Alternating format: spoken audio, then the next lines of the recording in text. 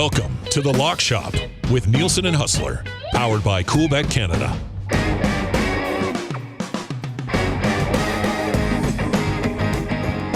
Well, hello. What's going on, everybody? It's 11:02, and you are riding with the Lock Shop. I see Mark A. over in the nasty chat already saying, and Huss chooses Ashke Batia. And we will get to our picks right off the top here because Pete Greggy's going to join us as well. What's up, Bus? How you doing, man? I'm doing okay. It was a get this. So we had a 9:30 start last night, Jets Kings.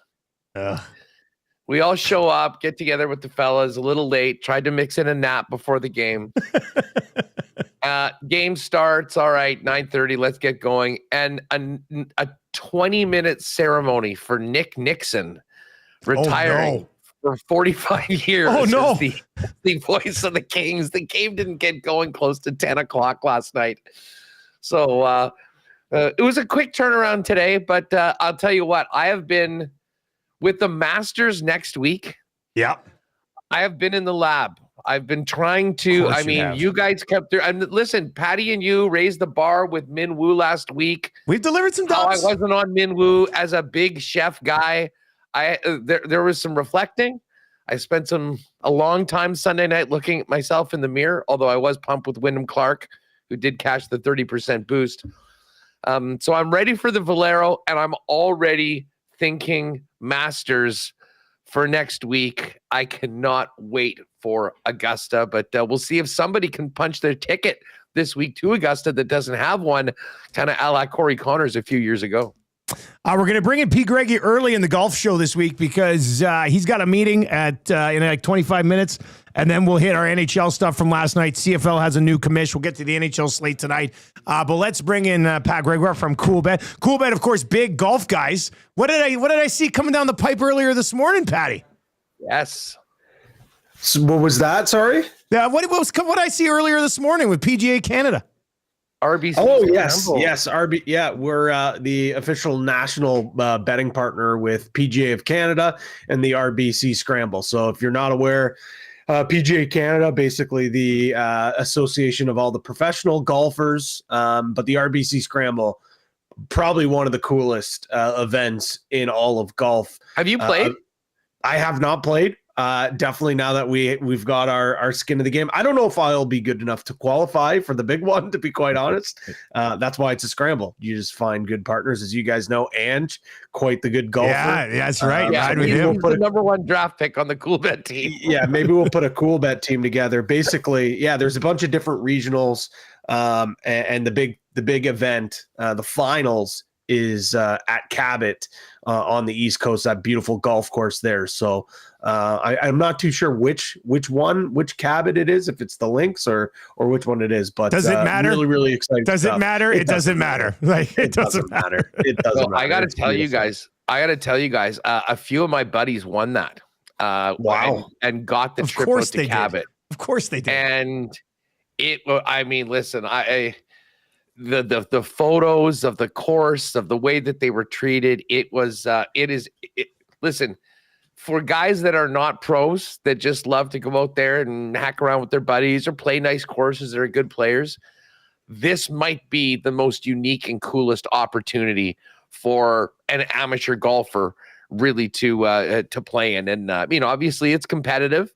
There'll be a lot of good players in it, but it was a trip of a lifetime for those guys. So I'm sure we'll talk more about it and let people know where how you can get involved in your local market. And if you're lucky enough to make it through your qualifier, end up in Cabot. But that's a great partnership, particularly right now as we talk a lot of golf, Patty, heading into next week.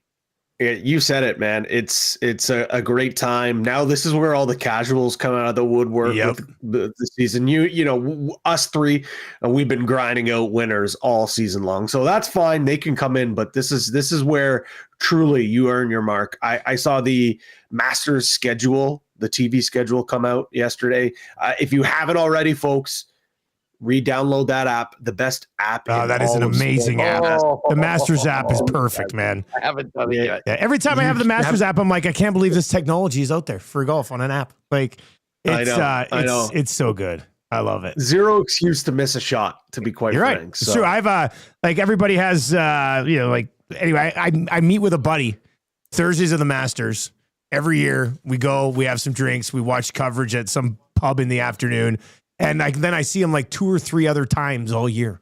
But it's just like Thursday at the Masters is just a thing. It's like, okay, I'll see you there. Let's go get into it. So very much looking forward to that. We do have some business to take care of though before that, and that would be the Valero. So let's dive into that, Patty. Let's lead the way. Hey, also shout out to you. We did kind of a little victory lap for Minwoo Lee on Monday, but we were both on him. That was great. I mean, that was some good drama at the stretch there, but it was nice to see Minwoo get it done. Somebody did slide into our confession segment yesterday in the Nielson show and say, guys, I wanted to ride with you on Minwoo Lee, but I accidentally bet Siwoo Kim. I was just like, no. Yeah, that's a tough mistake. But anyway, Minwoo Lee got her done.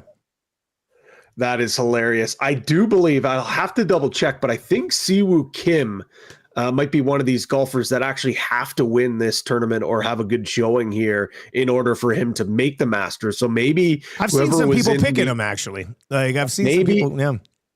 Maybe this is him. Maybe whoever was in the inbox, maybe run it back with him. Maybe this is a good option. Unfortunately for me, though, I'm not going to ride with Siwoo Kim here. I'm going to start my card off, and I think it starts with a lot of people, but for good reason. Corey Connors, it's down to 17-1. It's almost too obvious, right, Patty? Like it's almost too obvious. Like you have to. And this is the thing. Like if he doesn't win here, I'm not feeling dumb that Corey Connors didn't win this thing. But like at this point, they should considering changing this thing to the Corey Connors Invitational. He has 2 wins here. Haas, you talked about how a couple of years ago, that's what punched his ticket into the Masters. Like this is a carbon copy, perfect golf course for Corey Connors. We know he's not one of these guys that absolutely nuke it off the tee, but that's fine. You don't need to. You just got to be able to find fairways, and ball hitting and approach is so important. There's not many better golfers at striping the ball, at approach shots than Corey Connors. We know his putter is not the best club in his bag, but as of late, it has been great. And this is a golf course that if you can get hot with your putter, it will go a long way. So this is a no-brainer. And then, guys, let's not forget the fact, okay, he's great at this golf course, but he's been unbelievable as of late. You could argue in the last month and a half, he's been one of the best golfers on tour. 3 straight top 10 finishes, T8 at the Valspar, T6 at the Players, and then a solo 3rd finish at the Arnold Palmer. He is sniffing around to win, and what better place for him to get his 3rd pair of cowboy boots at the Valero Open in San Antonio. You're going to sense a theme here, fellas.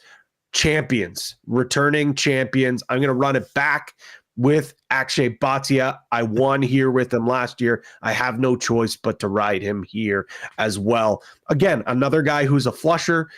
He fits this course fit so well. I don't really think I have to go into too much, but he also has been great form as of late. 3 top 10 finishes in his last 4 starts, T9 at the Genesis, solo 9 at the Mexico Open, and then just a couple of weeks ago, probably his best performance of the season, a T3 finish at the Players. And let's not forget, he had a terrible Saturday, really messed up an opportunity to potentially win that tournament, but he followed up with a great Sunday. So I think Bhatia is going to be on a lot of people's cards here, but my best bet, top 20 at plus 120. I love him to finish inside the top 20. I'll round out with 2 more here. Jordan Spieth, again, another former champion, won this tournament back in 2012, and that was an opportunity for him to punch his ticket as well to the Masters. Backing this guy here. According to Matt Vincenzi, again, he's been great reading his articles. He's helped me cash a lot of tickets. He said no one over the past 36 rounds in Texas has gained more strokes than the Longhorn himself. 7.76 stroke gained last week as well in approach. That was 3rd best in the entire field. So Spieth, 24-1. I know his recent form has been a little bit shaky here and there, but I think a guy that's won here, a guy that's played well here, could certainly fit here. And then I'll round out Pat Mayo, friend of the program, new Coolbet ambassador. He's super high on this guy. Keegan Bradley, 24-1 as well. He hasn't won here, guys, but he's played really well here at TPC San Antonio.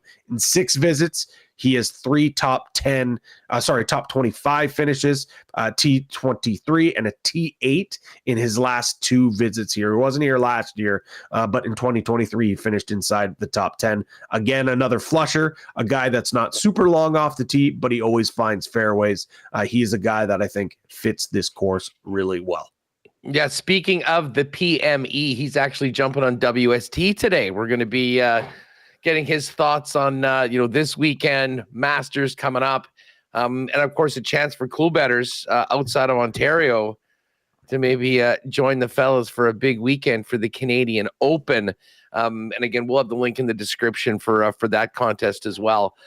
Patty, like I love Corey Connors in this. I would really love it at a number maybe on the other side of 20 when you look at these other guys. But the more I think about this, and I've given a lot of thought looking at a bunch of these guys, I mean, I'll take somebody near the top of that group, kind of under 25-1. But the Valero in the history, it's last call for the Masters. Like, I love looking at the guys that need to win because Corey Connors was that guy. I believe Bhatia last year was that guy. Now, Corey then followed it up with another win. And I do certainly think that where Akshay is right now, he is absolutely live on in this board. So I think of that group, I won't have an outright on Corey. I mean, I think we could safely throw him in a top 20 or anything like that because, I mean, this is his tournament. But we'll go Bhatia at 24-1. I thought Pat made a very compelling argument for Keegan Bradley, and I certainly would have a lot of time for that. But speaking of Pat, the one thing that I did take to the bank, and we've talked about him all year long, I don't think he's really been on many of our cards, is Daniel Berger. And Berger has played incredibly well this year. Now, here's a little hack for you cool bettors. He went from 33 to 30-1 right now. However, if you go to the exclusives, the PME has his weekly boost, and it's Danny Berger, and we're getting him from 30-1 to 40-1. So I'm in on Berger on this one, if for no other reason to take advantage of the best line you will find anywhere on a player like that, then absolutely should be and could be live to win. But I mean, I spent most of my time looking kind of in that mid-range on the board for who could win. And I'll be honest, I never thought that I'd be saying this guy's name again. I'm pumped that I'm able to. But we're talking about Texas. We're talking about potentially very windy conditions. I've got a guy that is a major winner that shot a 62 in the final round last week that was born for the windy conditions, and that's Gary Woodland. Gary Woodland. And listen, I've always been a Gary guy. He almost ruined our week last week. He had some health, but he didn't, and maybe he can make our weekend this week. I don't know whether he is in the Masters. I would think probably not, because he certainly has been out of the top 50 for the last couple of years. But regardless, I mean, he's feeling it right now. And, for a guy from Wichita, Kansas, that basically grew up kind of like we do out here on the prairies, playing on wide open courses, dealing with wind as much as anybody maybe on tour, outside of maybe the guys that grew up on the coast out in Ireland or Europe. At 50-1, Gary Woodland continuing off his great play from last week. I will take a flyer on him at 50-1. So Akshay, the boost with Berger to 40, Gary Woodland at 50. And then right off the bat on Monday, as soon as the odds came out, I went a little bit further down the board, and I was trying to identify some guys that I've liked this year that have played well, that are not in the Masters, that might be able to fit the mold of Connors and of Akshay. And the guy that was immediately at the top of my list was Ben Griffin. And Ben Griffin, we've had a piece of him before. He's been mentioned, yep. 3 top 10s already this year. I mean, a really nice ball striker. And I heard an interview with him. He is coming, and will tell anyone that, that wants to hear it. I'm planning. I have to win this tournament. I want to be at Augusta. So I got in at him at 66-1. And another guy that I just thought there was value at that falls into this category that we've seen have big rounds, we've seen leading after one, and we've seen in the mix on Sunday is Jake Knapp. Jake Knapp's a guy, like, we'll see whether he's got the short game to be able to handle it, but he can certainly smash the ball.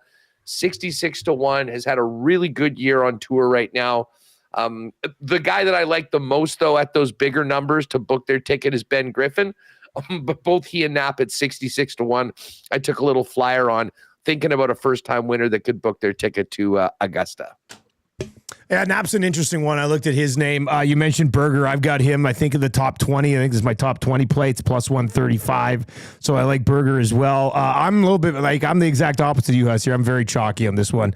I am with Patty on Corey Connors. I mean, yeah, but Pat, you said something earlier, like, what'd you say? You know, if you bet on him, he doesn't win, it's not the end of the world. But if we don't bet on him and he wins it, we're going to be like, what the hell were we thinking? Like, the guy's won it twice. He's finished 3rd, 6th, and 8th. Like, he's always right there at this tournament. So 17-1, like Huss said, it'd be great to get it, 20 or lower, or 20 or higher, I guess. But I'll take it at 17-1.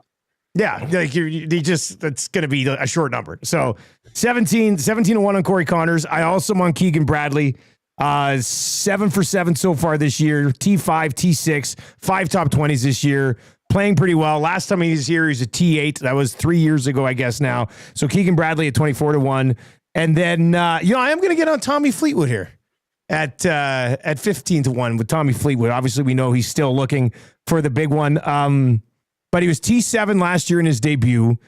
And in 6 worldwide starts so far this season, he's finished top 25 in all 6 of them. So, the game's good. The form's good right now. And this is a field where, Tommy Fleetwood, and you see it at 15. I mean, they're very much expecting him to take a legitimate run at this thing. So, I don't know. I just sort of get the feel that this might be the time for Tommy Fleetwood. So, Corey Connors, 17. Tommy Fleetwood, 15. Keegan Bradley, 24. Berger in the top 20 spot for me as well.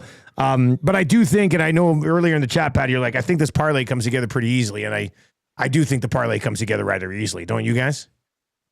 I think so. I think Connor's got to be there. Both of us are on a couple. Bhatia and Bradley. Haas, there's a couple of your picks that I like though too, but I do think this comes together pretty easily. I mean, I think we're starting it off with Connors and Akshay. Yeah, and then what do you think for the third one, Haas? We like Bradley. I mentioned I liked a couple of your plays as well. What's the wisest thing to throw in? I think Bradley will be a bit of a shorter number, but again, I mean, having 3 top 20s, I mean, it's not easy to hit them all. So the number is going to be significant no matter how we do it. I mean, the other guy we could consider is Berger, but I mean, if we wanted to just go Connors, Akshay, and Keegan Bradley, I'd have no issue with that. I think there's a lot of smart people that kind of like Keegan. And, when I was talking to Mayo, he made a great point that, Bradley is wanting to win his way onto the Ryder Cup team. Yep. I mean, it's a very weird and unique situation, but he doesn't want to have to be a captain's pick.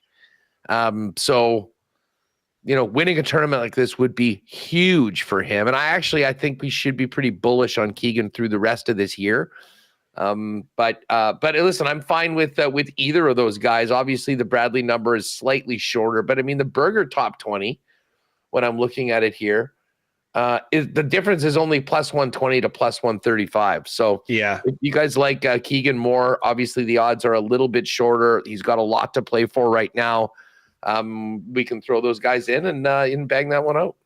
I think it's going to be around 9-ish if I had to guess, just based off the quick math. I'm not a big math guy, but yeah. I mean, that's pretty good for 3 guys that have had a ton of success, at this golf course. Just quickly, I think we go with that. But quickly, I've got my Greggy's Golf special. I went with the kind of the same format as I did last week. I think I might have found something here. Okay. So 3 guys, yes. 3 guys to make the cut. The 3 guys that actually are on our parlay. So really? Maybe this is a little bit of an insurance. Bradley, Bhatia, and Connors all to make the cut. And then we didn't talk about this guy, but I think just because his odds are so damn short, 12-1. I had to get a piece of our boy Ludwig, and then Aberg to finish inside the top 20, boosted from 230 to 295. I'm a real big fan of that. So it worked last week, buddy. I loved it last week. It worked last week. No sweater, if too. It works, no sweat.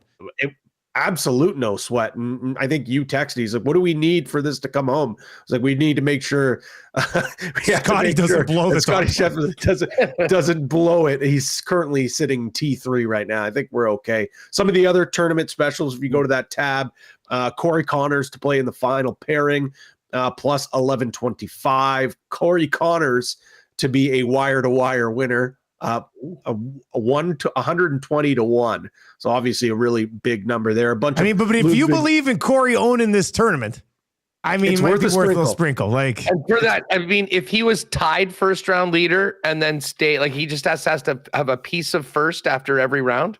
Yes, exactly. So a little sprinkle on that number, no doubt, definitely worth it. A bunch of Oberg specials, like I mentioned there, and then some tournament specials. Bradley, McCarthy, and Spieth, all to finish inside the top 30, plus 550. Oberg, Fleetwood, both inside the top 10, plus 600. Both Kims, Tom and Siwoo Kim, inside the top 20, plus 600. Oberg or Connors to either win, plus 625. Really like that one.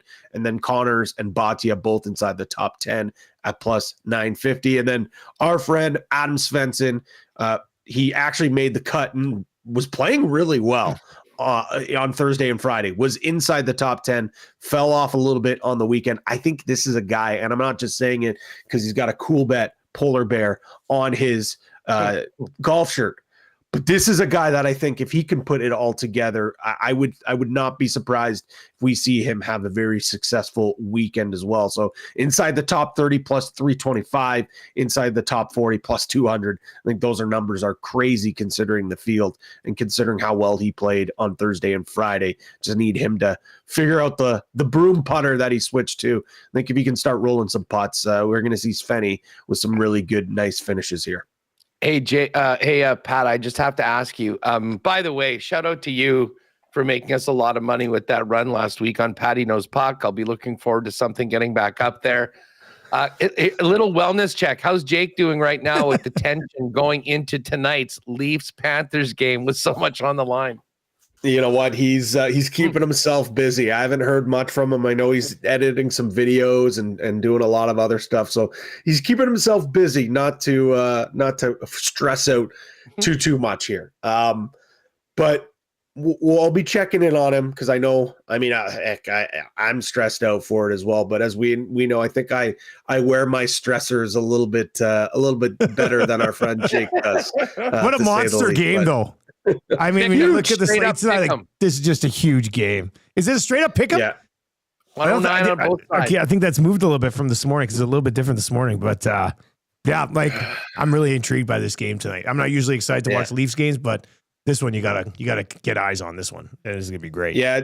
I'm looking forward to listening back again. Got to pop off call, so won't be able to listen live, but I'm looking forward to hearing your guys' breakdown of the NHL slate today. It's a small slate. It is. But I think it's a great slate. I think there's a lot of great opportunity for building a parlay here and some really important games as well. All right, Patty, we'll let you slide out, man. Thanks for popping in. Somebody come over and put us on a 2-shot, boys. So you can take off, Patty. The boys will get this sorted out here right away. We'll talk to you next week, man. Take it easy, Pat. There you go. Boys. That is Pat Gregoire from Coolbet. Oh, and YouTube, Trev getting here just in time. Trev, that was a quick play, buddy. Nice work. It came together nicely today, the golf stuff. We're going to move on to some other stuff, but I thought the golf conversation came together nicely. It did, and I'll just give a little plug for WST later on because I'm going to have Pat Mayo on, and we'll get Pat's thoughts. He's got some picks for the Valero, as well as just looking ahead to Masters Week. It's hard not to be kind of looking already at Masters futures, but we kind of go into when is the best time to make your Masters bet. If there's a guy that you're planning on betting, when do you think that you'll get the best number? We kind of dive into that more and obviously a little bit more on that opportunity to win that trip out to Toronto for the Canadian Open. So that'll be coming up in the second half of WST today before we dive in to the Coolbet lines, as we always do on at the end of the program. All right, Huss, tell me about that Jets-Kings game last night, buddy. Well, listen, I actually thought the team played pretty well. LA is not an easy team to play against. Man, they do a good job of kind of clogging up the neutral zone and not giving you a lot. And listen, but they got guys who can finish too, right? Like the Kings. Well, I'm about to get to this. This was the issue. It's had a really nice start. They made 3 mistakes. Every one of them ended up in the back of their net. In first period, Colin Miller had a kind of not a great breakout pass to Mark Scheifele, who just tried to clear it out. It got stopped at the blue line. They immediately shot it to the net. It got through some traffic, bounced off something, and went in. So they're down 1-0. Then they trying to get it up to David Gustafsson. I didn't love the pass to him either, but he seemed to have it and then basically got just straight up checked. The puck went the other way. Odd man rush. Beautiful execution by the Kings. Kopitar slams it home. It's 2-0. But the Jets, to their credit, I mean, they still were playing really hard. They were generating. They were getting time in the offensive zone. But, man, the Kings make you earn every single inch of ice. Going into the second period, it was like, okay, the next goal is massive, and the Jets got it. Cole Perfetti scored back-to-back games. He's playing great. So it's 2-1. Game is very much on. The Jets are really bringing it. And then the lightning rod of the Winnipeg Jet fan base, Logan Stanley. No, not Stanley. Dude, I mean, this is the thing. It's like every now and then when he has a few good games, he thinks he's the second coming of Cale Makar or something. And he basically was rushing it up, tried to just deke around a guy, got checked, fell down, boom, in the back of the net right away, 3-1. And that was the killer for the Jets. I mean, overall, there's a lot to like about that game, but you cannot give teams like the Los Angeles Kings opportunities like that. And, hopefully it's not too costly of a loss for the Jets, who are still 4 points up. But again, Dallas now has a game in hand. They've got this game head-to-head next Thursday.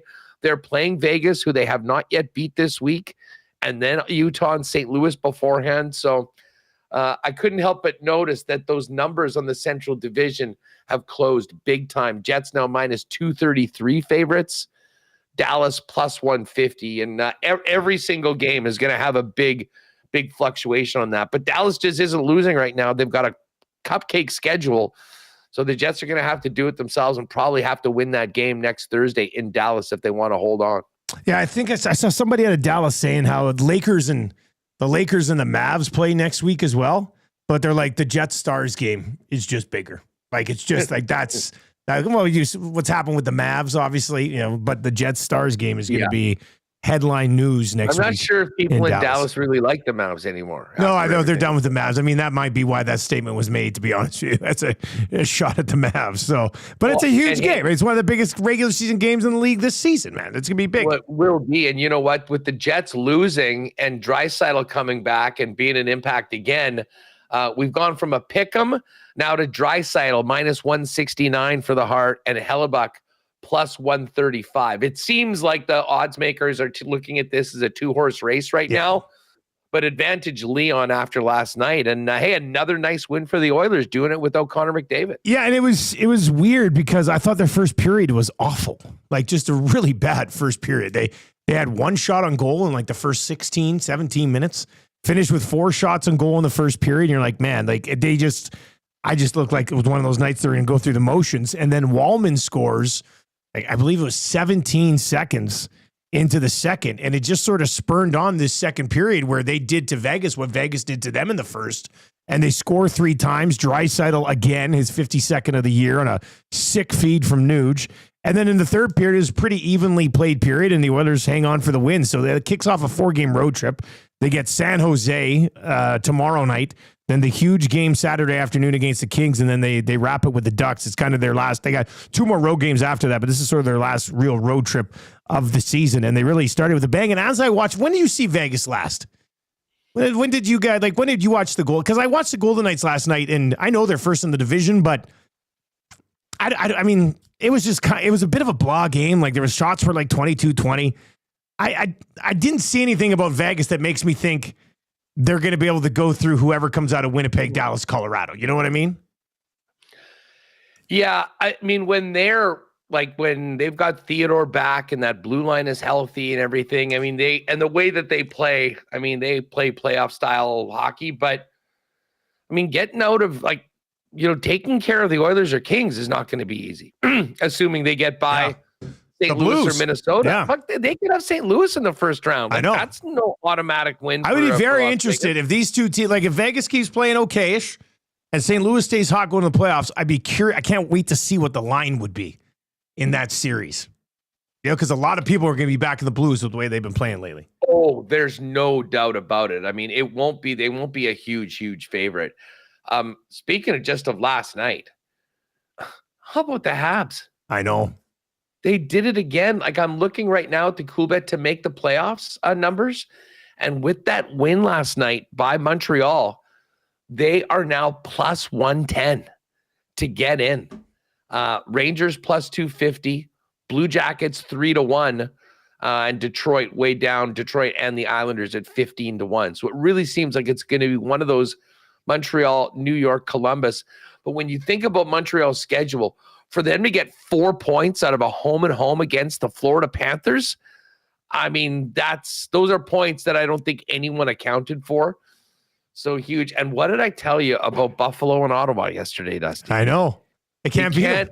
We can't. And if anything, we should have had the balls to put Buffalo on it because they just seem to own Ottawa right now. The read was right, Huss. The read was right. We just didn't have the balls to do it. The Sens are safe in the playoffs. They will make it. They're not even listed on this chart. But they're just happy that juggernaut in Buffalo is not also in the tournament because that's the one team that absolutely owns Ottawa. Luckily for the Sens, they own the Leafs. And depending on what happens in this game tonight, with the Panthers playing on the second end of back-to-back nights in Toronto, the Leafs could really put a stranglehold on the Atlantic Division. 2 points up on the Florida Panthers as we speak. Tampa Bay jammed right in between them as well. Just a really good race at the top of the Atlantic, and that's why this game is so huge tonight. Here are your starting goaltenders in the National Hockey League, or what we know so far. Minnesota and the Rangers. Big game for both of those teams in different conferences, but Shesterkin will start for New York. Gustafson will go for the Minnesota Wild. Freddie Anderson listed as likely for the Hurricanes. Logan Thompson will go for the listed right now as unconfirmed for the Caps. Bobrovsky versus Anthony Stolarz. That's locked in. Panthers and Leafs. Spencer Knight will go for the Chicago Blackhawks. Scott Wedgwood for the Colorado Avalanche. And then the late game tonight, the Canucks and the Kraken. Neither goaltender confirmed, but Demko and Joey Decord listed right now. So like Pat said, it's not a huge slate, but there might be some value to be had on this slate. So what are you looking at?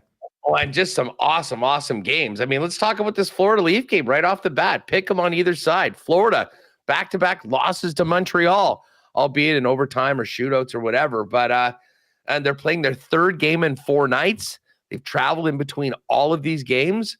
Leafs coming off a really nice road trip. It's a Leafs spot. I think it's a Leafs play. I don't trust Toronto very much, but this is their chance. I mean, when you look at the standings right now, a win tonight would put them 4 points clear of the Panthers with even games played. You know what's funny? Tampa has sort of snuck up on everyone. They had so many less games played that now that they've made up their games, what do you know? 94, 93, 92 right now. They've won 4 in a row, and they're 7-2-1 in their last 10 games. But I've got time for the Leafs tonight. I mean, as I say, I don't know whether we can put them in the parlay if we're going to. I mean, there's only 4 games, so I guess, or 5 games. 5 games. So if we want to, that's basically where we can start off. But I don't really think that Florida, the way that they're playing, although it wouldn't surprise me at all for Florida just to pop in, punch them in the nose, and win 5-1 as well. That would be the most Leafs thing. That's the classic. Leafs are going to Leafs in a big game. But I mean, it's a different coaching staff than we've seen Leafs teams recently in big moments. This is There's more to this game for Toronto than there is for Florida, in my opinion. Like, I know the separation will be there and Florida's going to want it, but I think there's more to prove here for Toronto tonight. So I do like, I never say this, but I do like the Leafs tonight, I think, at minus 109. The Colorado game's tough because where do you find the value in that one? They're playing Chicago. Yeah. Washington's a pretty big dog, but they're in the second half of back-to-backs against a pretty good Carolina team. Where else do you want to go here? Well, let's talk about this Wild Rangers game. Now, Minnesota continues to get it done without Kaprizov, without Joel Eriksson-Ek. But they do find themselves, for the first time in a long time, behind the St. Louis Blues in the standings. Now, they have one game in hand. They are 1 point back. Let's just take a quick look at Minnesota's schedule for the rest of the way. So they're out on the road on the East. They've got the Rangers tonight. They're at the Islanders. And of course, they just lost to New Jersey 3-2 in a shootout. And then the Rangers, who, won their last time out against the Sharks, but before that had lost to the Ducks, lost to the Kings, and just have not looked good at times at all. Minnesota, Jersey, Tampa, Philly, New York, Carolina, Florida, Tampa Bay. Yeah, listen, if they want to have any hope of making the playoffs, they have to win this game tonight. I am part of me wants to go, okay, you know what? Minnesota's been a great road team all year. They have. They tough, but to me, this is sort of last stand for the New York Rangers tonight. And I think I sort of lean New York, even though I kind of think the line should be a little bit closer. A little bit tighter. Yeah, I was just going to say that. When you were discussing, maybe leaning New York, I went and looked back at the line again. I'm like, yeah, minus 158. Like, they're expecting us to lean New York here tonight with this game. But I am with you. Like, Minnesota's got some wiggle room here. They have been good on the road, but neither team has been playing well lately. Like the Rangers, in their last stretch here, what have they lost? 4 of their last? I've lost 5 of 7. Their only wins were against San Jose and Vancouver, but Minnesota on the other side's lost 4 of 5 losses to New Jersey, Vegas, and Dallas. So neither team's playing pretty well, but I think I would side with the Rangers at home with you on that one at minus 158. Any thoughts on the Seattle-Vancouver game? Yes. Well, I was actually going to say I'm thinking Seattle on this. I think that the Jets kind of put the final dirt on the Canucks in that game on Sunday. They had this really, really long road trip that they've come back, and it sort of finished it. And, listen, Seattle just had back-to-back games at home where they played hard against Dallas. They didn't get a result.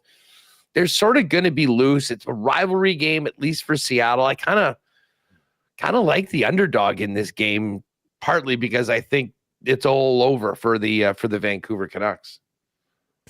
Yeah, I don't hate that. I mean, that could be sort of like, they're done, they mailed it in situation. No goaltenders confirmed in that game just yet. I watched their game and like against Winnipeg, and I'm like, how the hell did this team score 6 goals against the Columbus Blue Jackets their last time out? I mean, Cheadle, who they got for JT Miller, is out. Elias Paterson is out. Like Quinn Hughes is so damn good. I mean, when he's on the ice, they do get offensive chances, but outside of that, they just don't have very much. Now, listen, I realize they're playing against the Kraken and they're at home and they're technically still alive. I don't know. Just if we're looking for an underdog, I think I've got a feel on now, Rod Z's got some, like, Rod Z is cooking trend boy, right now. Trend boy, Roddy the trend boy. Let's hear a few of these. Rangers have lost 9 of their last 10 home games following a road win. Yikes. Here's one going against the Leafs. Bet against Craig Berube in home games after scoring 3 goals or more in 3 straight games. Berube's record as coach of Toronto, 1-8. I'll kind of throw that one out because of the importance of this game. Listen, I'm with him on this one, though. Hurricanes have won each of their last 12 home games against Eastern Conference opponents. And then here's another one. Bet against the Rangers in home games off a road blowout win by 3 goals or more. Rangers record during the 2025 season, 0-6. And then the Kraken have won each of their last 5 road games against opponents on a losing streak. So a little support for the Kraken, but those numbers would say, I still don't think we should move off the Leafs because of anything like that. I am a bit nervous about that Rangers pick at -158 compared to the Wild, who have been great all year long. Okay, so let me just throw another option your way around the same number. Chicago has lost 9 of 10, and all 9 losses were by 2 or more. If we like Colorado on the puck line tonight, it's -147, which is a better number than the Rangers number. We know Colorado, I mean, offensively, they've been excellent. And I hit with Chicago a couple days ago, or against Chicago a couple days ago when we were kind of scared of it. It was a little bit tighter than I would have liked. But Chicago, last 10 games, their only win was against Philly. Outside of that, losses of 3 goals, 2 goals, 2 goals, 3 goals, 2 goals, 4 goals, 4 goals, 2 goals, 3 goals. Like, they don't even really keep things close. So would you be like, Colorado's on the road here, but would you be tempted to take the puck line with Colorado more so than the Rangers number? You know what? Yeah, I think so. Yeah. I think so. Like Colorado, and here's the thing I think about I would. the Avs. I don't think that we're going to see the Avalanche sort of just mail it in or anything. Let's not forget, they've lost their last 2 games, both on home ice. They lost 3-2 to Calgary in that shootout. They lost 2-1 to the Blues. Before that, they'd won 4 in a row. Considering that and where we are in the season, this really feels like a get-right game for the Colorado Avalanche. Yeah, I think they roll tonight, to be honest with you. So if let's just say we go Leafs, Avs puck line, Kraken as the dog play on the road in Vancouver, that's +631. That's even beyond some of the numbers that we usually roll out there. Yeah, we'll probably get that to 7-1. Yeah, by the time Dog gets his hands on. I like that. All right, let's do it. Jake, if you're watching, if not, we'll send it over to the boys. But Toronto money line, Colorado puck line, Kraken +127. You'll be able to find that in the combo card. Some other things I want to get to, Huss. What'd you think of the news about the next Canadian Football League commissioner, Stuart Johnson, leaving TSN and Bell to take over the Canadian Football League? I was stunned. Me too. Like, and listen, as an ex-Bell employee, I could make a few cracks right now. But listen, I mean, president of TSN is such a huge gig. But listen, and I don't know Stuart Johnson personally. Obviously, a lot of my superiors in the past had dealings with him. And listen, I think what TSN has done in a lot of ways has been groundbreaking for Canadian sports. Certainly understands the broadcast landscape, understands deals being done. Like, I really don't know enough about him as a leader, a communicator, all that.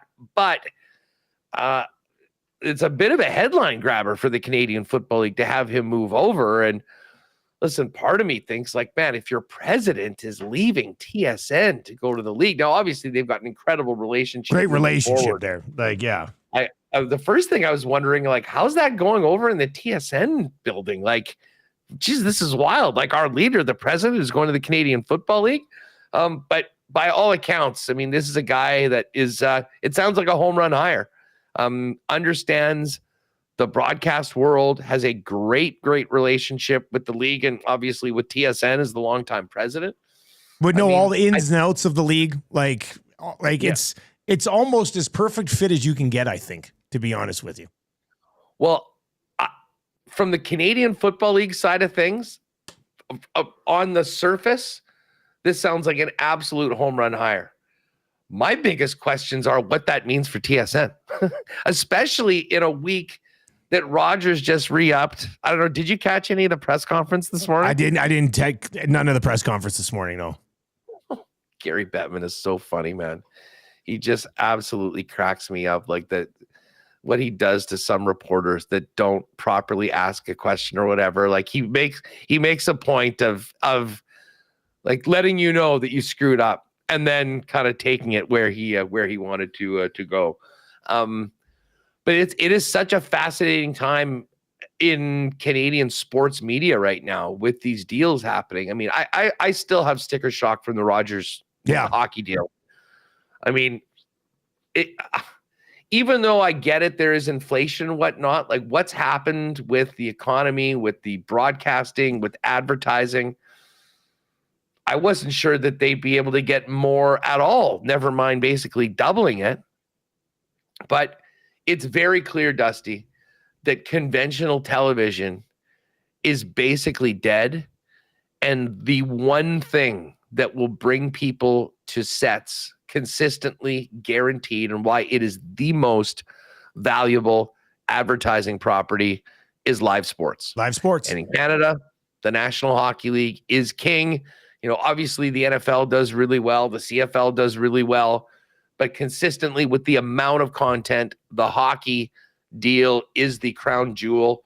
I just did not think that it was worth what it was. Sounds like they're going to do another deal with Amazon for the Mondays.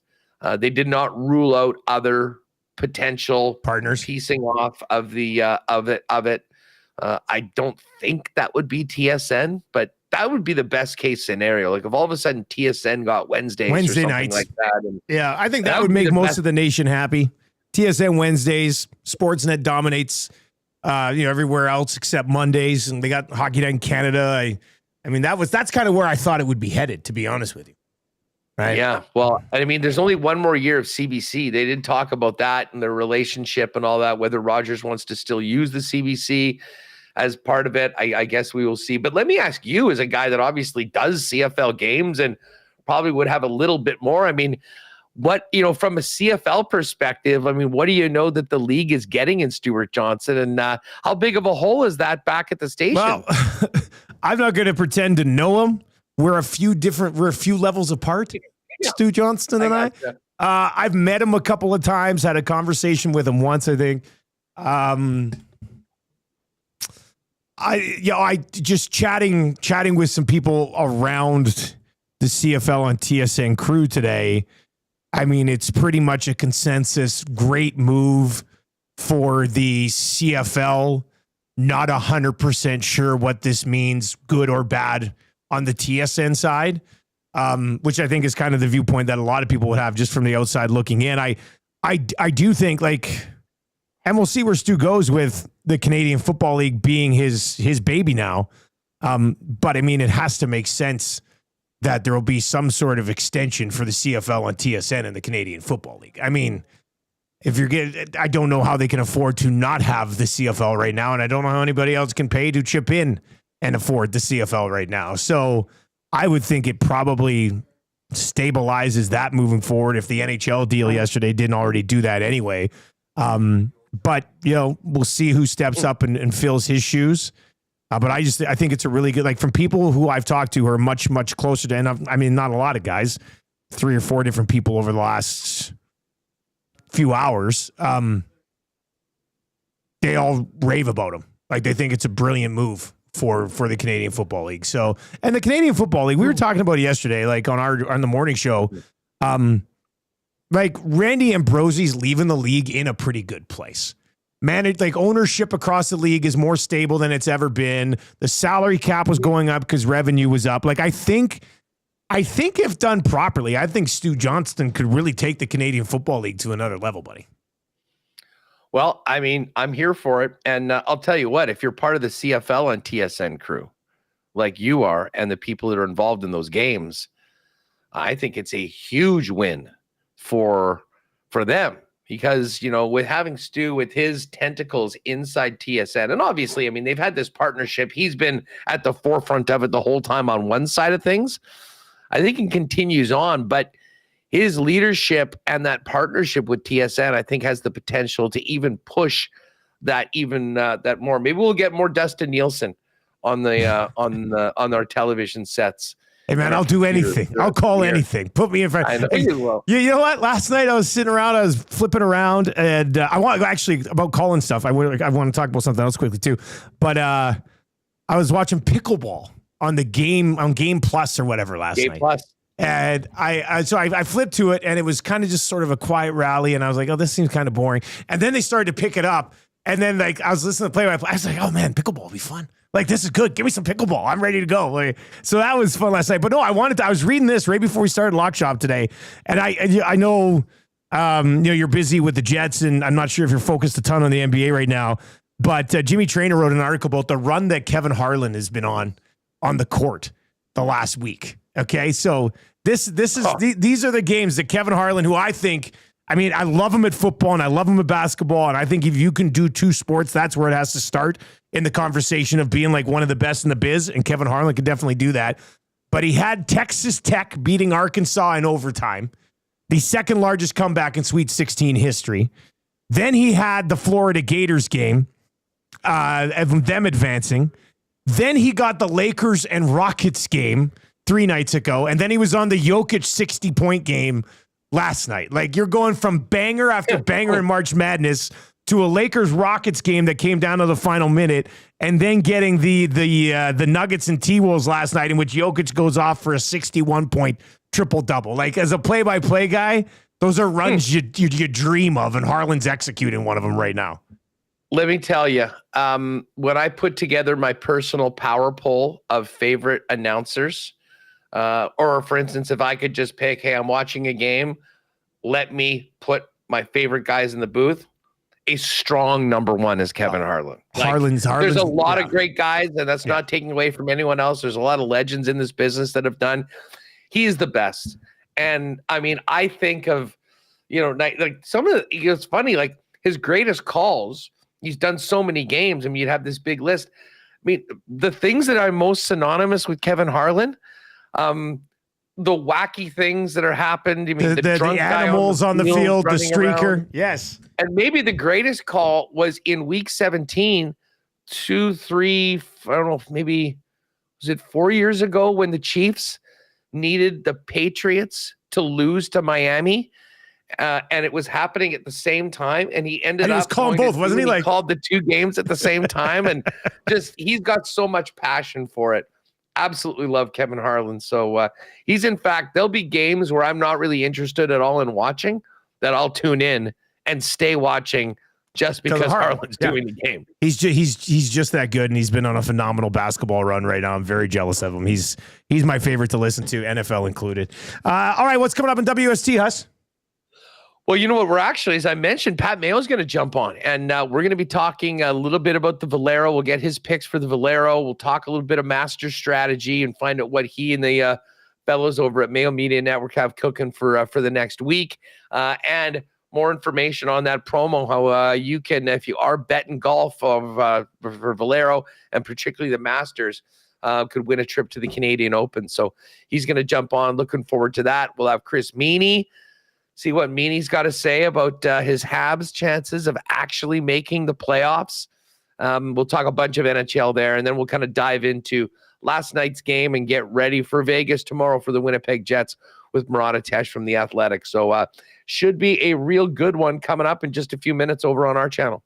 The Leafs, if they can hang on to that top spot in the division, they're getting the Habs or the Sens in the first round.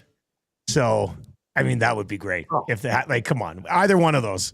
Just injected into my veins as a Canadian hockey fan. Well, it sends. Like, it really can't be Montreal. I mean, like Montreal. No, you're right. Montreal get Washington for sure. And Washington is so clearly the number one team. Like, it's probably Washington. But listen, if we could get the Battle of Florida and the Battle of Ontario in the first round, who wouldn't be all in for that? And to be perfectly honest, it's another reason why I'm legitimately pulling for the Leafs tonight in this game, outside of the fact that we've decided to back them. But that is what, like, if you're a fan with no skin in the game, give me Toronto, Ottawa, and give me Florida, Tampa in the first round.